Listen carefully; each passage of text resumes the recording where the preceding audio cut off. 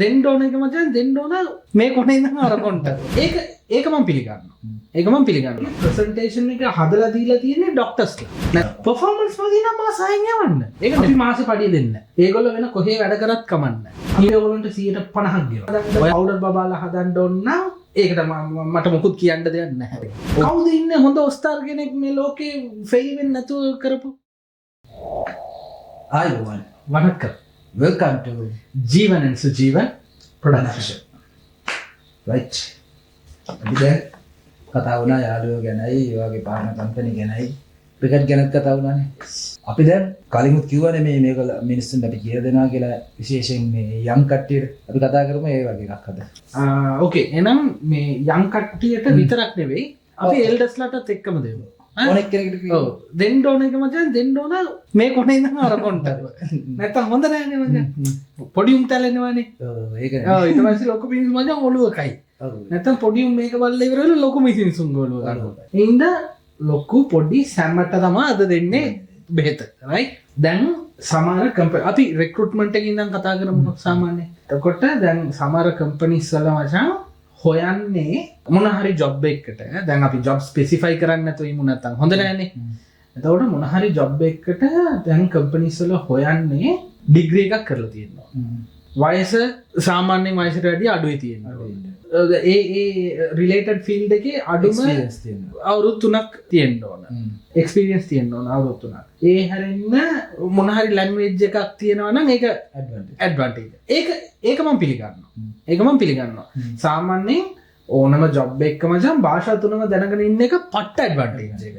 ඒ කිව්වොත් මොන දේ කරත් ඇවිල්ලා මේ ඉන්ඩස්ට්‍රි සෙලින් එකක් නෙවෙන්නේ ඕනම කම්පැනි එක. ඕනම කම්පැනි එක ප්‍රොඩක්ට් එකක් සෙල් කරත් නේ මචං මැනුෆැක්චර්ඩ් ජොබ් එකක් තියෙන්නේ නේ. දැන් ඔයාගේ DJ ජොබ් එකේ ඔයාගේ පර්ෆෝමන්ස් නැත්තම් ඔයාව සෙල් කරත් නේ ඔයාට ජොබ් එකක් තියෙන්නේ. නැත්තම් ඔයාට හම්බ කරන්න දෙයක් නැහැ නේ මචං මේකේ රයිට්. දැන් මං අහන්නේ ඔය රික්‍රූට් කරන අයගෙන්. ඔය ඩිග්‍රී එක ගහලා තියෙනවා කියලා එනවා හැමෝම. ඒ ඩිග්‍රී ඔක්කොම ඇත්තද? අනික දැන් හිතමුකෝ මේ ඩිග්‍රී හරි ඇත්තටම ගහලා දෙනවා කියලා කැම්පස් එකේ. මොන හරි මේ රජේ කැම්පස් එකේ හරි නැත්තම් මේ ප්‍රයිවට් කැම්පස් එකේ හරි ඒකේ හදපු ප්‍රසන්ටේෂන් එක එයාද හදලා තියෙන්නේ. ඒකේ එයා එක්සෑම් එකට එයාද ලියලා තියෙන්නේ. ඒකේ තියෙන රිසර්ච් ටික එයාද කරලා තියෙන්නේ. එයාගේ ඇටෙන්ඩන්ස් කොච්චරද? ඒව ඔයගොල්ලෝ බලනවද? නැහැ. කැම්පස් එකේ ඉන්න මිනිස්සුවත් ඒ කියන්නේ මේගොල්ලෝ එක්සෑම් කරන ඒ ලෙක්චරර්ස්ලාවත් දන්නේ නැහැ. ඇත්තටම මෙයාද මේ ප්‍රසන්ටේෂන් එක හදලා තියෙන්නේ. මන් දන්න පර්සනලි මන් දන්න මිනිස්සු ඉන්නවා මචං. සමහර ළමයින්ට ඒගොල්ලෝගේ ප්‍රසන්ටේෂන් එක හදලා දීලා තියෙන්නේ ඩොක්ටර්ස්ලා. නැත්තම් හෙන කම්පැනිස් වල හෙන ලොකු. ඇයි? ඒ ළමයාගේ අම්මව හරි තාත්තව හරි අඳුරන ඉඳලා. මේ ළමයා මචං එතනට ගිහිල්ලා ප්‍රසන්ටේෂන් එක කරනවා. ප්‍රසන්ටේෂන් එක පැය භාගයක් තිබ්බොත් පැය භාගයක් ලෙක්චර්ස් ලහගෙන ඉන්නේ නැහනේ. විනාඩි 5 යාගෙන ඉන්නේ. නැත්තම් විනාඩි 10 වර්ස් කම්බර්. මොනවාද? ඒක බලන්නේ ඒගොල්ලන්ට ඒකේ දැනුමක් තියනවාද කියලා. ඉතින් ඒ ළමයාට මචං ඒ ඉස්සරහ ටික විතරයි බලා ගන්න තියෙන්නේ. නැත්තම් මුළු ප්‍රසන්ටේෂන් එකම එකපාරක් කියවන්නේ තියෙන්නේ. හැබැයි ප්‍රසන්ටේෂන් එක කියවලා කරනවට වැඩිය ඉෆෙක්ටිව් ඒක ගැන දැනගෙන මේ ප්‍රසන්ටේෂන් එක කරලා ඒක කතා කරනකොට. ඒකනේ රියැලිටි එක. දැන් ගොඩාක් හොඳට තියෙන කෝපරේට් කම්පැනිස් වැටෙන්න හේතුව ඕක තමයි. ඩිග්‍රී එකක් තිබ්බම මගේ උට ලක්ෂ 2-3 පඩි දීලා ගන්නවා. මේ අවුරුදු 10ක් විතර ඉන්න එකට ඩිග්‍රී ගන්න නැහැ. හැබැයි උට එක්ස්පීරියන්ස් එක තියෙනවා. ඌ ප්‍රොමෝට් කරන්න. හරිද? ඒක ඌට මල පනිනවනේ මචං. දැන් සමහර තැන්වල ඉන්නවා මිනිස්සු උන්ට chance එක තියෙනවා. ඒ කියන්නේ එම්ප්ලොයර්ස්ලා. උන් මචං grow වෙන්නේ නැහැ. ඒ කියන්නේ හැමදාම ඒතන ඉන්න තමයි බල. අපිටත් හිටියේ මැනේජර්ස්ලා ඕන දාන රීටේල් එකේ. ගුරු මුස්තිය දෙන්නේ නැහැ. ඒ මොඩයා දන්නේ මචං එයා ඊළඟ ලෙවල් මම එයාගේ ලෙවල් එකට ආවොත් තමයි එයා ඊළඟ ලෙවල් එකට යන්න පුළුවන් කියන එක. ඒක තේරුම් ගන්න ඕනේ. ප්ලස් කවුරු හරි කෙනෙක් ජොබ් එකක් හොයාගෙන ඕගොල්ලෝ ළඟට එනවනම් එයාට එක්ස්පීරියන්ස් එක තියෙනවා නම් ඕගොල්ලොන්ට ඕනද? ඒ කියන්නේ এডুকেෂන් එකේ පැත්තේ නැතුව අනිත් හැමදේම එයාට තියෙනවා නම් chance එකක් දෙන්න. ඕන ජොබ් එකක් උගන්වන්නත් පුළුවන්, ඉගෙන ගන්නත් පුළුවන්. performance වලින් නම් මාසයෙන් යවන්න. ඒකනේ probation period එකක් තියෙන්නේ. නේ? probation period එකක් තියෙන්නේ ඒකේ මාසයෙන් යවන්න අවුලන්න. එයාට ගිහිල්ලා නඩු දාන්න බෑ. ඒගොල්ලෝ evaluate කරලානේ යවන්නේ. ඒක ප්‍රශ්නයක් නෑ. හැබැයි එන කෙනාට chance එකක් දෙන්න. සමහර විට උට ඩිග්‍රී එකක් කරන්න සල්ලි නැත්තම් මොනා කරන්නේ? ඔව් ඒක නෙමෙයි තියෙනවා. මචං හැම ෆැමිලි එකම එහෙම නෑනේ මචං. එතකොට ඒගොල්ලොන්ට ඒ chance එක දෙන්න.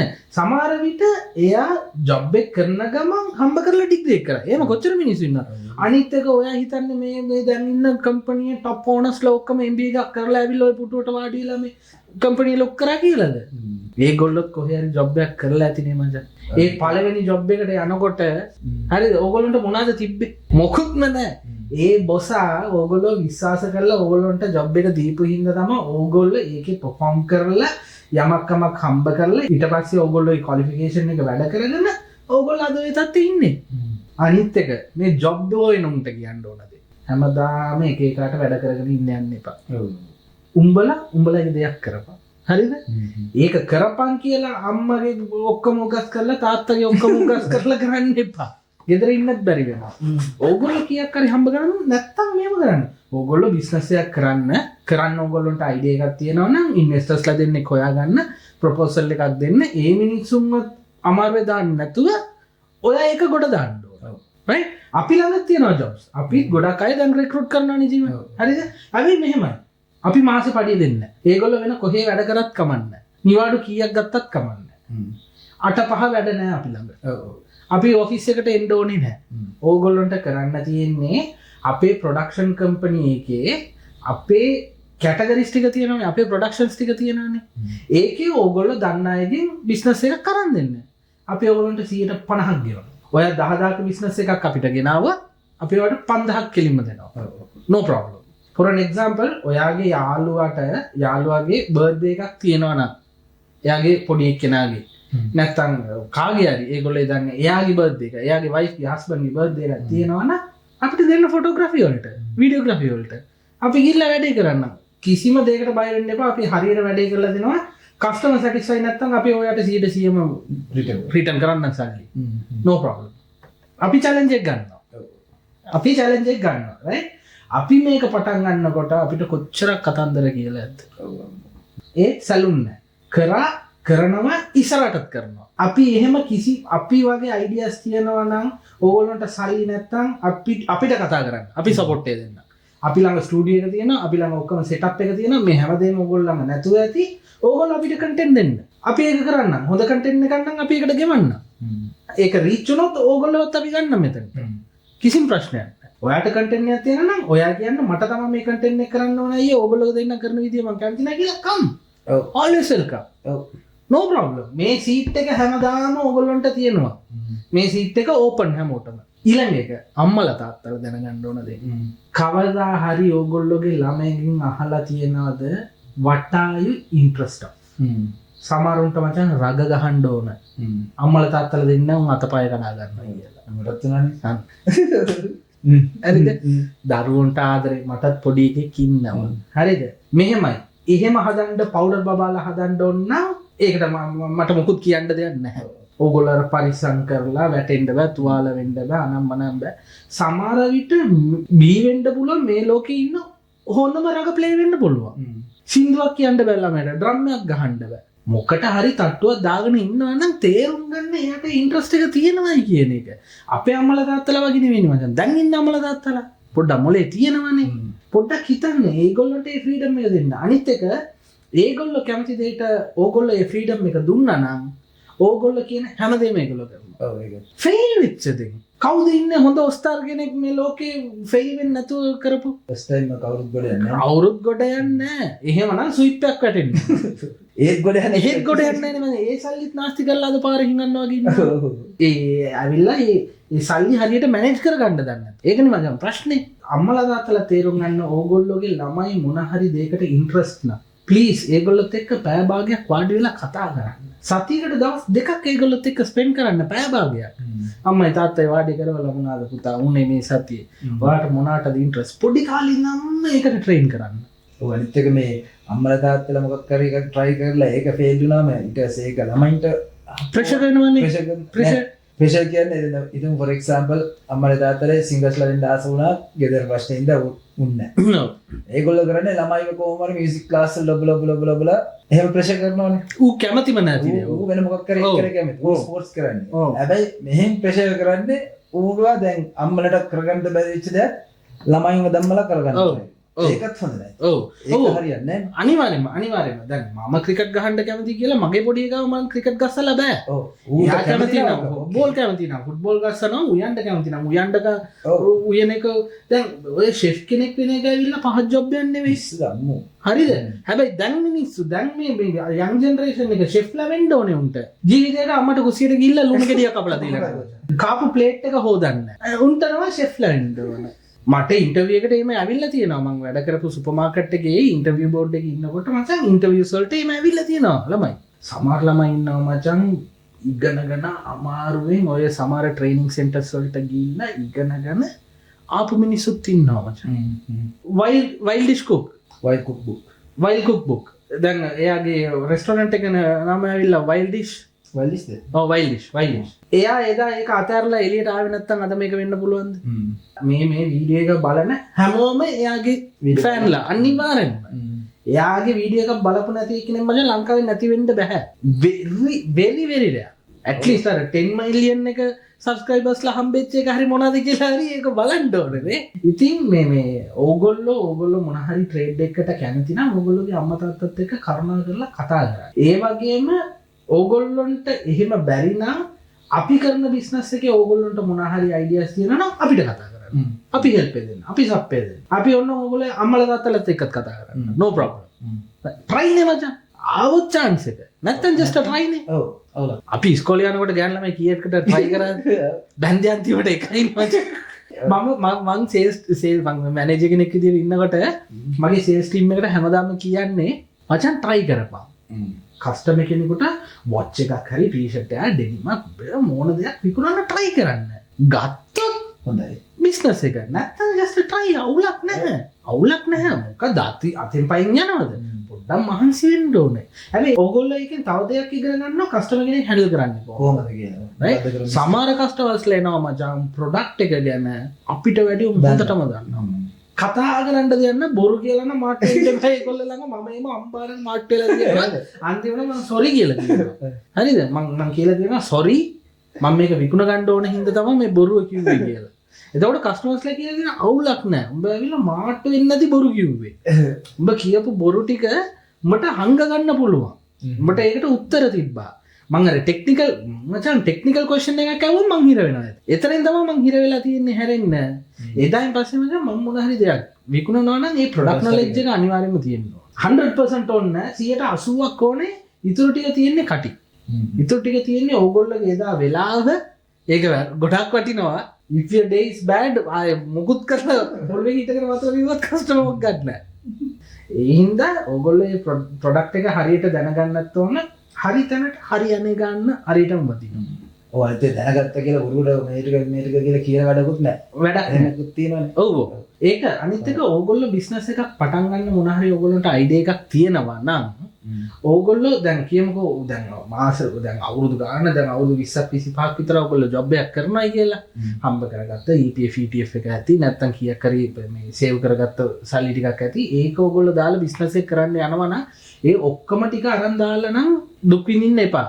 මාසෙකට ගෙදරට ඕගොල්ලෝගේ වියදමට ඒ කියන්නේ බේසික් වියදමක් ඇතිනේ කියමුකෝ 50000ක් කියලා. ඔයා ජොබ් එක කරනකොට ඔයාගේ 50000ක් වියදමක් තියෙනවා ගෙදර. අනම්මනම් නැතුව. ඒක ඇතුළට එන විදියට රිසෝස් එකක් හදලා තියලා ඉතුරු ටිකට අත ගන්න. ඒක එන එක නැතර වුණොත් තමයි මෙහෙන් ඕගොල්ලන්ට ප්‍රෙෂර් එක එන්නේ. මේ ප්‍රෙෂර් එක නවත්ත ගන්න ඕන මේක බ්ලොක් කරලා මේක සෙටල් කරලා ඉවර වෙලා ඊට පස්සේ ඕගොල්ලෝ ඒකට ටික කරගෙන යනවා. ඒතකොට මාස 3ක් ඔය මෙහෙන් සල්ලි එනවා. එතකොට ගෙදර බර්ඩන් එකක් නෑ. ඔයා මොනවා කරත් අහන්න නෑ ගෙදර. නිකන් හිටියත් අහන්න නෑනේ මම. නිකන් ගෙදරට වෙලා හිටියත් අහන්න නෑනේ. ඇයි සල්ලි එනවනේ. එච්චරයිනේ වෙන්න ඕන. සල්ලි තමයි හැමදේම මිනිස්සු කියයි සල්ලි නැතුව අම්මා සල්ලි නෙමෙයි හැමදේම කිය. ඔන්න දෙන්න පුළුවන් හොඳම ඇඩ්වයිස් එක දුන්නා. ඒ වගේම දැන් රික්‍රූට් කරන අය හිතන්න এডুকেෂන් එක විතරක් නෙවෙයි එක්ස්පීරියන්ස් එක ගොඩක් වටිනවා. මොනවාද එක්ස්පීරියන්ස් එකෙන් ගන්න දේවල් ඇවිල්ලා කිසිම කැම්පස් එකක උගන්වන්නේ නැහැ. වයිවර්ණ කස්ටමර්ස්ලා 10 දෙනෙක් ගැන මේ මෙතනින් උගන්වන්නේ නැහැ කැම්පස් වල. මෙහෙම ඕගොල්ලන්ට කස්ටමර්ස්ලා හම්බෙයි මේක මෙහෙම තමයි ඕගොල්ලෝ හැන්ඩල් කරන්න ඕන කියලා කියන්නේ නැහැ. කියලා දෙන්නේ නැහැ. ඒක ඔක්කොම එක්ස්පීරියන්ස් එකේ එන දේවල්. ඒ වගේ මිනිස්සු 10%ක් හරි ඕගොල්ලෝ කම්පැනි තියාගන්න. අවුරුදු 10ක් තිස්සේ ඕගොල්ලෝගෙත් එක්ක වැඩ කරන ඒ එක්ස්පීරියන්ස් එක තියන අය වගේම අලුතින් උත් ගන්න ඕගොල්ලෝගේ කම්පැනිස් වලට එඩියුකේෂන් එක නැතුව ඇති වෙන කම්පැනි එක එක්ස්පීරියන්ස් එකක් ඇති. එතකොට එයා එතන තියෙන දේත් මෙතනට ගෙනල්ලා දානවනේ. එතකොට ඒකත් ඕගොල්ලොන්ට ඇඩ්වාන්ටේජ් එකක් තමා. කවදාකවත් ඕක ඩිස්ඇඩ්වාන්ටේජ් එකක් නම් වෙන්නේ නැහැ ජීවිතේට. වෙන කම්පැනි එකක එක්ස්පීරියන්ස් එකක් තියෙන කෙනෙක්ව ගෙනාවනම්. for an example දැන් කියමු කාගිල්ස් කීල්ස් කියලා තියෙනවා කියලා. සුපර්මාකට්ස් දෙක කාගිල්ස් එකේ වැඩ කරපු එක්කෙනෙක් කීල්ස් එකට ආවම ඒගොල්ලෝ දෙන්න මේ කම්පිටිටර්ස්ලා කියලා එයාව ගන්න නැතුව ඉන්න එපා. කාගිල්ස් එකේ තියෙන වැඩ ටික මෙයා ඇවිල්ලා මෙහෙ දායි. රයිට් කල්චර් එකට හානියක් වෙන්න දෙන්නේ නැතුව එයා ඕන වැඩක් දාලා බිස්නස් එක වැඩි වෙනවනේ මොනවද ප්‍රශ්නේ? කීල්ස් එකේ වැඩ කරන කෙනෙක් කාගිල්ස් එකට ආවම නවත්තන්න එපා. මූ හරියන්නේ නැහැ. මූ මෙහෙට ආවත් දන්නේ නැහැ. මේ බිස්නස් එක මොනවද වෙන්නේ කියලා හොයන්න. එහෙමනම් හිතලා කවදාවත් ගන්න එපා. ඒගොල්ලොන්ට chance එකක් දෙන්න. දීලා බලන්න ඒගොල්ලෝගේ performance මොකක්ද කියලා. ඒ හින්දා බිස්නස් එකක් කරන්න ඕන නම් හොඳට මතක තියාගන්න ගෙදර තියෙන සල්ලි නාස්ති කරන්න එපා. ඕගොල්ලෝ සේව් කරගත්ත සල්ලි වලින් නැත්තම් ඉන්වෙස්ටර්ස්ලා හොයලා ඕගොල්ලෝ බිස්නස් එකක් පටන් ගන්න. ප්ලස් බිස්නස් එක පටන් ගන්න ඉස්සෙල්ලා ඕගොල්ලෝගේ කමිට්මන්ට් එකෙන් ඕගොල්ලොන්ට ගෙදරට වෙන දේ ඒකට පාරක් හදලා තියලා ඕන දෙයක් කරන්න කිසිම ප්‍රශ්නයක් නැහැ. ඕගොල්ලෝගේ ළමයි එක්ක දවසකට පැය භාගයක් කතා කරන්න. සතියේට දවස් දෙකක් කතා කරන්න. ඕගොල්ලෝ සෑහෙන්න දේවල් එකකින් ගන්නවා. ළමයෙක් මොන හරි දෙයකට කැමති නම් ඒක දෙන්න. ඒක එයාට කරන්න දෙන්න.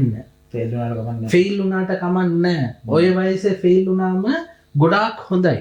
ඒක ඔළුවේ තියාගෙන ප්‍රෙෂර් කරගෙන මට මේක කරන්න දෙන්න කියලා ඉන්නකොට ඒ ළමයා මේ අම්මලා තාත්තලාත් එක්ක තරහ යනවා ඒ ළමයාට.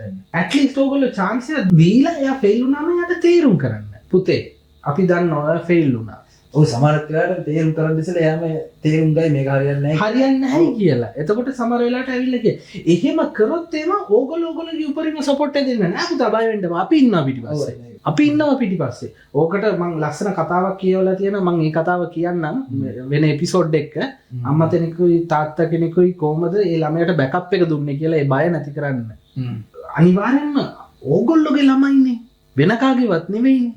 සපෝට් එක දෙන්න ප්ලීස්. මොකද අපිට එහෙම ගොඩක් ක්‍රිටිසයිස් වුණා. අපේ මං කියවන ඉස්සෙල්ලාම අපේ එක්ස්පීරියන්ස් එක ගැන මම මේ කතා කරන්නේ. පොඩි උන් ඇවිල්ලා මේක බල්ලා ඉවරලා හෙට ඉඳන් අම්මා තාත්තගේ ඔළුව කන්න එපා. හරිද? මේ ඕගොල්ලෝ මං කියන දේවල් නංගිලා මල්ලිලා මං කියන දේවල් හරියට අහගෙන නෑ ඕගොල්ලොන්ට මේක ගැන අයිඩියා එකක් මදි නම් අපේ මේ යට දාලා තියෙන නම්බරයට ප්ලීස් කෝල් කරන්න නැත්නම් මෙසේජ් එකක් දාන්න. අපි ඇඩ්වයිස් එකක් දෙන්න. no problem. කවුන්සලින් නෙවෙයි කරන්නේ. අයියා අර කෙල්ල මාව දාලා ගියා. අයියේ මෙයා මාව රවට්ටනවා වගේ මට නිකන් තේරෙනවා. අපි CID එකේ FBI එකෙන් නෙවෙයි. අපි කවුන්සලින් නෙවෙයි කරන්නේ. අපි පොඩි ඇඩ්වයිස් එකක් ඕගොල්ලොන්ට දෙන්න. අපේ එක්ස්පීරියන්ස් එක අපි කියන්න. මල්ලි මේක හරියන්නේ නැද්ද? රයිට් එහෙනම් මේව කරලා බලන්න. මේකත් හරියයි කියලා. මොකද්ද බලන් ඉන්නේ? කල්පනා කරන්නේ මොකද්ද? තව දෙන්නද? තව ඕන්න තියෙනවා ඇතුලේ තියෙනවා බටු. දැන් ආවේසෙලා ඉන්නේ. අපි මෙහෙම කරමු. දැන් මේක අපි මෙතනින් ක්ලෝස් කරලා ඊළඟ එපිසෝඩ් එකේ ආයෙ කතා කරමු. හරි. එහෙමනම් මෙහෙම කරමු. මේ වීඩියෝ එකට තියෙන ප්‍රතිචාරය අනුව අපි ඊළඟ එක කරමු. ඔව් එහෙම. රයිට්? කැමති නම් ඕගොල්ලෝ කියන්න මේ ඒ වගේම ඔය කම්පැනිස් වල ඕනර්ස්ලාට දෙන්න අපි ළඟ පොඩි ඇඩ්වයිසස් තියෙනවා. අපි දැන් දුන්නේ අයිල ඕගොල්ලෝ ළඟට වැඩ තේන කට්ටියට විතරයිනේ. ඒගොල්ලොගෙන්වත් හොඳ එක තෝරගන්නේ කොහොමද? ඕගොල්ලෝ නිකන් නාස්ති කරන සල්ලි වලට ඒගොල්ලන්ට බෙනිෆිට් එකක් වෙන විදිහට ඒක වැඩේ කරගන්න ඕනේ කොහොමද කියලා අපි කියලා දෙන්න. මම රීටේල් එකේම තමයි හිටියේ. සේල්ස් එකේම තමයි හිටියේ. ඒ හින්දා ඔය වගේ ඕන තරම් ස්ටාෆ්ලාත් හම්බෙලා දෙනවා, බොස්ලාත් හම්බෙලා දෙනවා, කම්පැනිස්ුත් අපි වැඩ කරලා තියෙනවා. රයිට්? අනිවාර්යෙන්ම අපි මේ කියන්නේ ඇඩ්වයිස් ලොකු කට්ටියට අපිට ඇඩ්වයිස් කරන්න බෑනේ මචං. අපි අයිඩියාස් දෙමු. ඒගොල්ලෝ පාවිච්චි කරනවා නම් පාවිච්චි කරන්න. රයිට්? නැත්තම් ඔය ආතල් එකට බලලා පොඩි ලයික් එකක් දාලා channel එක subscribe කරලා පොඩි comment එකක් ගහලා බොරුවට හරි ගන්න. wow nice මල්ලි කියලා. මේ මම අර ඉස්සෙල්ලා කිව්වා වගේ අර බඩුවක් සීල් කරන්න try කරනවා වගේ item එක මේක wow nice මල්ලි කියලා කිව්වම ඕගොල්ලන්ට 750ක් කියන්නේ නැහැ. අපි motivate වෙනවානේ මචං. නේ අපි ඕගොල්ලන්ට පින් දෙනවා. ඕගොල්ලන්ට කවදාකවත් වරදින්න අපි සපෝට් කරයි කියලා. හොඳේ. අපි ඕගොල්ලන්ට අපි වඳිනකොට අපේ හොඳ වඳිනවා වගේම අපේ ෆෑන්ස්ලාටත් අපිට කමෙන්ට් කරන අයට හරියන්න ඕන. අපි සබ්ස්ක්‍රයිබ් කරන අයට කවදා ජීවිතේ හරියන්න ඕන. ලයික් කරන අයට ජීවිතේ හරියන්න ඕන. ෂෙයා කරලා අපිට තව සබ්ස්ක්‍රයිබර්ස්ලා හොයලා දෙන අය හොඳටම කොට යන්න ඕන. ඒ වගේම අපිට බිස්නස් ගේන්න අපි ඔයගොල්ලන්ට 150ක් දෙනවා. රයිට්? එහෙනම් ඊළඟ එපිසෝඩ් එකේදී හම්බෙමු. ජය වේවා. See you.